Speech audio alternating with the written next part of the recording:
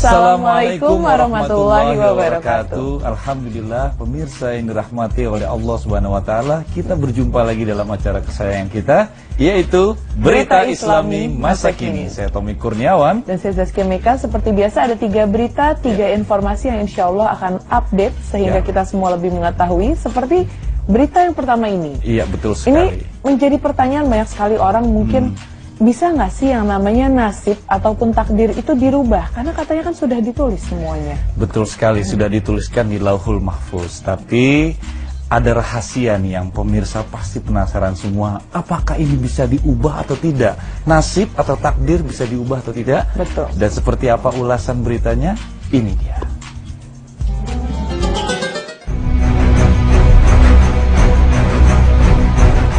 Apakah takdir dan nasib bisa diubah?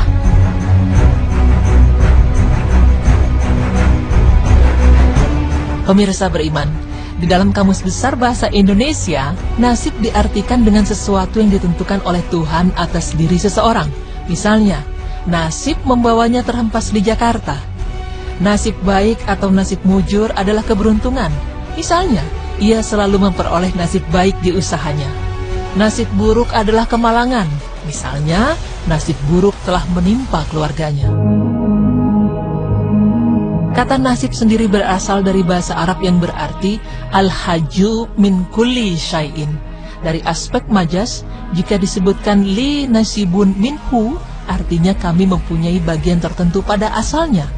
An-nasib juga bermakna al-haudu, yaitu bagian dari daerah tertentu di bumi sebagaimana disebutkan Al-Jauhari. Dari kedua makna tersebut, nasib bisa diartikan dengan bagian yang diterima seseorang, baik itu berupa kesenangan maupun kesusahan, keuntungan maupun kerugian, kebaikan maupun keburukan. Sedangkan takdir berasal dari kata al-qadar, yang menurut syariat adalah Allah Subhanahu wa taala mengetahui ukuran-ukuran dan waktu-waktunya dengan kekuasaan dan kehendaknya. Allah Subhanahu wa taala jugalah yang menetapkan takdir di Lauh Mahfuz sebelum menciptakan manusia. Sebagaimana disebutkan di dalam hadis, yang pertama kali diciptakan Allah adalah pena. Dia Subhanahu wa ta'ala mengatakan kepadanya, tulislah. Pena itu mengatakan, apa yang aku tulis? Dia Subhanahu wa ta'ala mengatakan, tulislah segala sesuatu yang akan terjadi. Syahrul Aqidah Al-Wasitiyah, Juz 1 halaman 32, Maktabah Syamilah.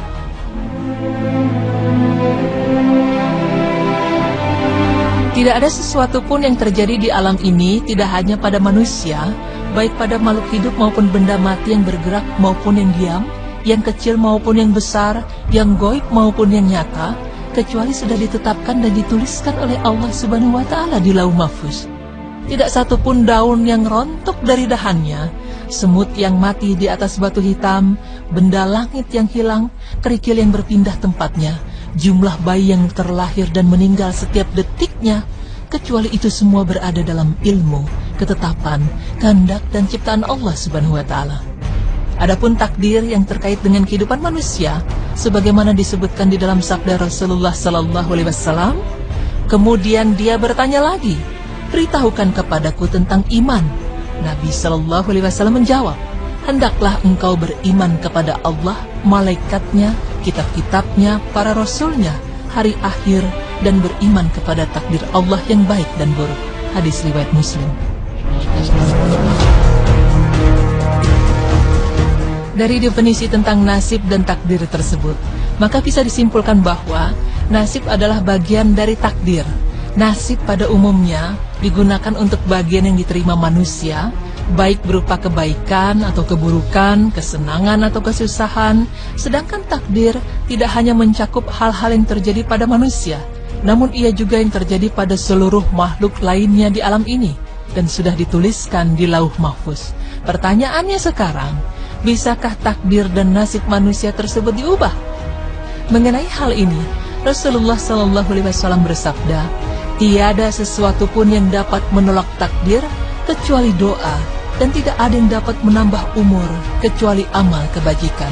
Sesungguhnya seorang diharamkan rezeki baginya disebabkan dosa yang diperbuatnya. Hadis riwayat At-Tirmizi 2139 Hasan.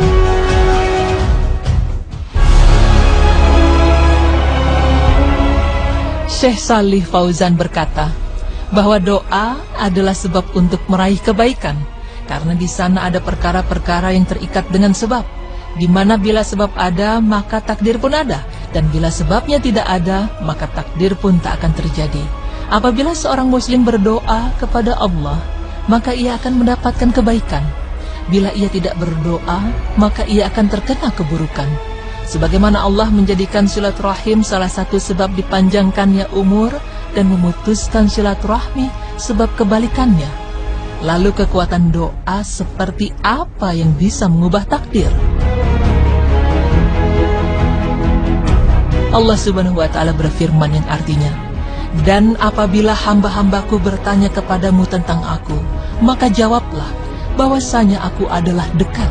Aku mengabulkan permohonan orang yang berdoa apabila ia memohon kepadaku. Maka hendaklah mereka itu memenuhi segala perintahku, dan hendaklah mereka beriman kepadaku agar mereka selalu berada dalam kebenaran." Quran Surah Al-Baqarah ayat 186. Dalam firman-Nya, Allah Subhanahu wa Ta'ala menjelaskan doa yang dikabulkan Allah adalah doa orang yang memenuhi segala perintahnya dan selalu berada dalam kebenaran, tidak berbuat dosa atau melanggar larangannya. Maka lakukanlah yang terbaik semasa hidup, karena kita tidak pernah tahu takdir apa yang ditentukan Allah Subhanahu wa Ta'ala buat kita, baik di dunia maupun di akhirat kelak. Sebagai umatnya, tugas kita hanyalah ikhtiar, berdoa dan tawakal berserah diri kepadanya. Niscaya Allah Subhanahu wa Ta'ala akan mengabulkan doa. Amin. Bahwasanya aku adalah dekat. Aku mengabulkan permohonan orang yang berdoa apabila ia memohon kepadaku. Maka hendaklah mereka itu memenuhi segala perintahku, dan hendaklah mereka beriman kepadaku agar mereka selalu berada dalam kebenaran. Quran Surah Al-Baqarah ayat 186. Dalam firman-Nya, Allah Subhanahu wa Ta'ala menjelaskan doa yang dikabulkan Allah adalah doa orang yang memenuhi segala perintahnya dan selalu berada dalam kebenaran, tidak berbuat dosa atau melanggar larangannya. Maka lakukanlah yang terbaik semasa hidup, karena kita tidak pernah tahu takdir apa yang ditentukan Allah Subhanahu wa Ta'ala buat kita, baik di dunia maupun di akhirat kelak.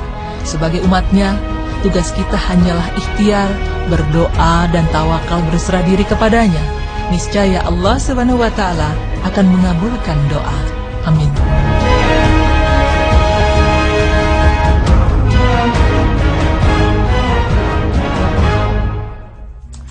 Masya Allah, berita yang sangat bermanfaat sekali buat kita. Meskipun segala sesuatunya sudah dituliskan di Lauhul Mahfuz ya, tapi semuanya itu bisa kita ubah dengan doa yang baik, dengan mendekatkan diri kepada Allah Subhanahu wa Ta'ala. Dan seperti tadi di akhir narasinya adalah dengan ikhtiar kepada Allah Subhanahu wa Ta'ala. Betul sekali. Jadi maksudnya tadi dibilang adalah kita harus berusaha lalu berdoa.